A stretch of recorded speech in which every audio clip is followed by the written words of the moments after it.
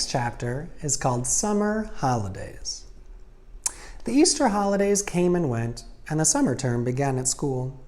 My grandmother and I had already planned to take our summer holiday in Norway, and we talked about almost nothing else every evening. She had booked a cabin for each of us on the boat from Newcastle to Oslo at the earliest possible moment after my school broke up. And from Oslo, she was going to take me to a place she knew down on the south coast near Arendal, where she had spent her own summer holidays as a child nearly 80 years ago. All day long, she said, my brother and I were out in the rowing boat. The whole coast is dotted with tiny islands and there's nobody on them. We used to explore them and dive into the sea off the lovely granite rocks. And sometimes, on the way out, we would drop the anchor and fish for cod and whiting. And if we caught anything, we would build a fire on an island and fry the fish in a pan for lunch. There is no finer fish in the world than absolutely fresh cod. What did you use for bait, Grandmama, when you went fishing? Mussels, she said. Everyone uses mussels for bait in Norway. And if we didn't catch any fish, we would boil the mussels in a saucepan and eat those. Were they good? Delicious, she said. Cook them in seawater and they are tender and salty. What else did you do, Grandmama? We used to row out and wave to the shrimp boats on the way home, and they would stop and give us handfuls of shrimp each. The shrimps were still warm from having just been cooked, and we would sit in the rowing boat peeling them and gobbling them up. The head was the best part. The head, I said. You squeeze the head between your teeth and suck out the inside. It is marvelous. You and I will do all those things this summer, my darling, she said. Grandmama, I said, I can't wait. I simply can't wait to go. Nor can I, she said. When there were only 3 weeks of summer term left, an awful thing happened. My grandmother got pneumonia.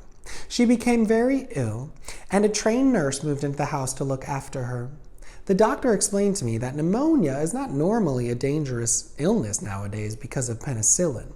But when a person is more than 80 years old, as my grandmother was, then it is very dangerous indeed. He said he didn't even dare to move her to hospital in her condition. So she stayed in her bedroom and I hung about outside the door while oxygen cylinders and all sorts of other frightening things were taken into her. Can I go in and see her? I asked. No, dear, the nurse said. Not at the moment. A fat and jolly lady called Mrs. Spring, who used to come over and clean her house every day, also moved in and slept in the house. Mrs. Spring looked after me and cooked me meals. I liked her very much, but she wasn't a patch on my grandmother for telling stories. One evening, about 10 days later, the doctor came downstairs and said to me, You can go in and see her now, but only for a short time. She's been asking for you. I flew up the stairs and burst into my grandmother's room and threw myself into her arms. Hey there, the nurse said, be careful with her. Will you be all right now, Grandmama? I asked. The worst is over, she said. I'll soon be up again. Will she? I said to the nurse. Oh, yes, the nurse answered, smiling. She told us she simply had to get better because she has to look after you. I gave her another big hug. They won't let me have a cigar, she said, but you wait till they're gone. She's a tough old bird, the nurse said. We'll have her up in a week. The nurse was right. Within a week, my grandmother was thumping around the house with her gold-topped cane and interfering with Mrs. Spring's cooking. I thank you for all your help, Mrs. Spring, she said, but you can go home now. Oh, no, I can't, Mrs. Spring said. Doctor told me to see that you take it very easy for the next few days. The doctor said more than that. He dropped a bombshell on my grandmother and me by telling us that on no account were we to risk the journey to Norway this summer. Rubbish, my grandmother cried. I've promised him we'll go. It's too far, the doctor said. It would be very dangerous, but I'll tell you what you can do. You can take your grandson to a nice hotel on the south coast of England instead. The sea air is just what you need. Oh, no, I said. Do you want your grandmother to die? The doctor asked me. Never, I said. Then don't let her go on a long journey this summer. She's not yet strong enough. And stop her smoking those vile black cigars. In the end, the doctor had his way about the holiday, but not about the cigars. Rooms were booked for us in a place called the Hotel Magnificent in the famous seaside town of Bournemouth. Bournemouth, my grandmother told me, was full of old people like herself. They retired there by the thousand because the air was so bracing and healthy. It kept them, so they believed, alive for an extra few years. Well, does it? I asked. Of course not. She said, it's Damirat, but just for once I think we've got to obey the doctor. Soon after that, my grandmother and I took the train to Bournemouth and settled into the Hotel Magnificent. It was an enormous white building on the seafront, and it looked to me like a pretty boring place to spend a summer holiday in. I had my own separate bedroom, but there was a door connecting my room with my grandmother's room so that we could visit each other without going into the hallway. Just before we left for Bournemouth, my grandmother had given me, as consolation, a present of 2 white mice in a little cage, and of course I took them with me. They were terrific fun, those mice. I called them William and Mary, and in the hotel I set out right away teaching them to do tricks. The first trick I taught them was to creep up the sleeve of my jacket and come out by my neck. Then I taught them to climb up on the back of my neck and onto the top of my head. I did this by putting cake crumbs in my hair. On the very first morning after our arrival, the chambermaid was making my bed when one of my mice poked its head out from under the sheets. The maid let out a shriek that brought a dozen people running to see who was being murdered. I was reported to the manager. There followed an unpleasant scene in the manager's office with the manager, my grandmother, and me. The manager, whose name was Mr. Stringer, was a bristly man in a black tailed coat. I cannot permit mice in my hotel, madam, he said to my grandmother. How dare you say that when your rotten hotel is full of rats anyway? My grandmother said. Oh, rats, cried Mr. Stringer, going mauve in the face. There are no rats in this hotel. Well, I saw one this very morning. My grandmother said it was running down the corridor into the kitchen. Well, that's not true, cried Mr. Stringer. You'd better get the rat catcher in here at once, my grandmother said, before I report you to the public health authorities. I expect there's rats scuttling all over the kitchen floor and stealing the food off the shelves and jumping in and out of the soup. Oh, never, cried Mr. Stringer. No wonder my breakfast toast was all nibbled around the edges this morning, my grandmother went on relentlessly. No wonder it had a nasty ratty taste. If you're not careful, the health people will be ordering the entire hotel to be closed before everyone gets typhoid fever. You are not being serious, madam, Mr. Stringer said. I was never more serious in my life, my grandmother said. Are you or are you not going to allow my grandson to keep his white mice in his room? The manager knew when he was beaten. May I suggest a compromise, madam, he said. I will permit him to keep them in his room as long as they are never allowed out of the cage. How's that? That will suit us very well, my grandmother said, and she stood up and marched out of the room with me behind her. There is no way you can train mice inside a cage, yet I dare not let them out because the chambermaid was spying on me all the time. She had a key to my door and she kept bursting in at all hours trying to catch me with the mice out of the cage. She told me that the first mouse to break the rules would be drowned in a bucket of water by the hall porter. I decided to seek a safer place where I could carry on with the training. There must surely be an empty room in this enormous hotel. I put one mouse into each trouser pocket and wandered downstairs in search of a secret spot. The ground floor of the hotel was a maze of public rooms, all of them named in gold letters on the doors.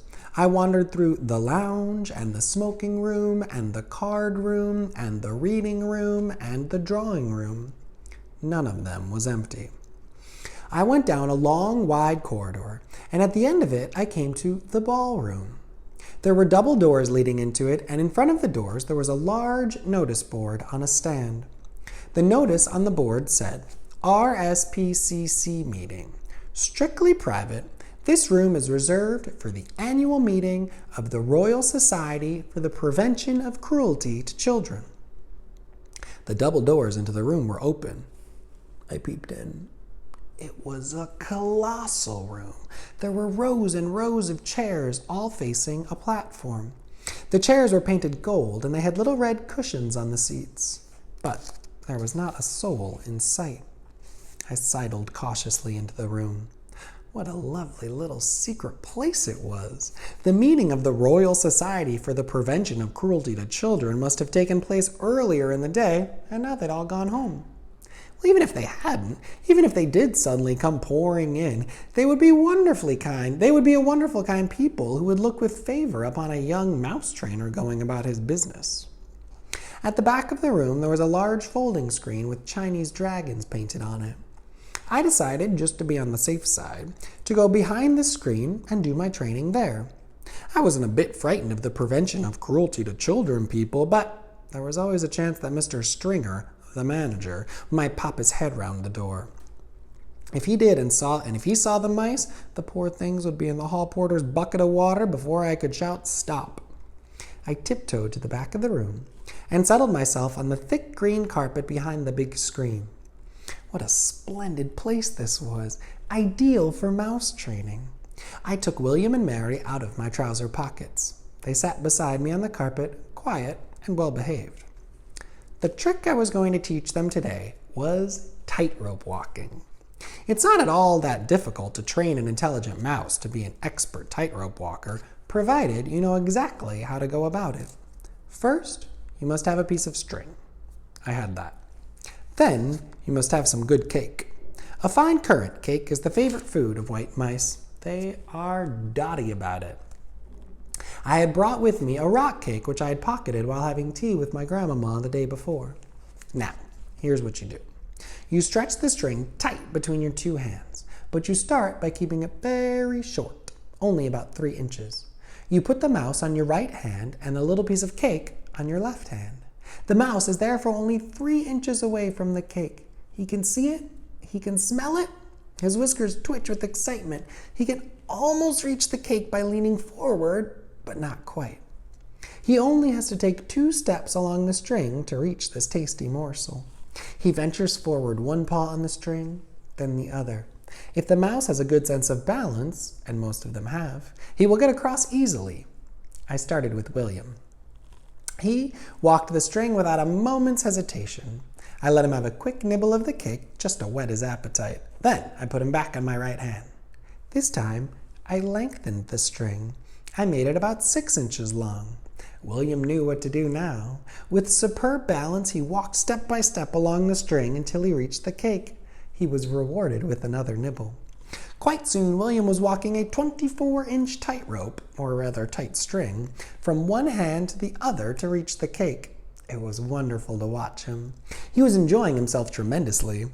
I was careful to hold the string near the carpet so that if he did lose his balance, he wouldn't have far to fall. But he never fell. William was obviously a natural acrobat, a great tightrope walking mouse. Now it was Mary's turn. I put William on the carpet beside me and rewarded him with some extra crumbs and a currant. Then I started going through the same routine all over again with Mary.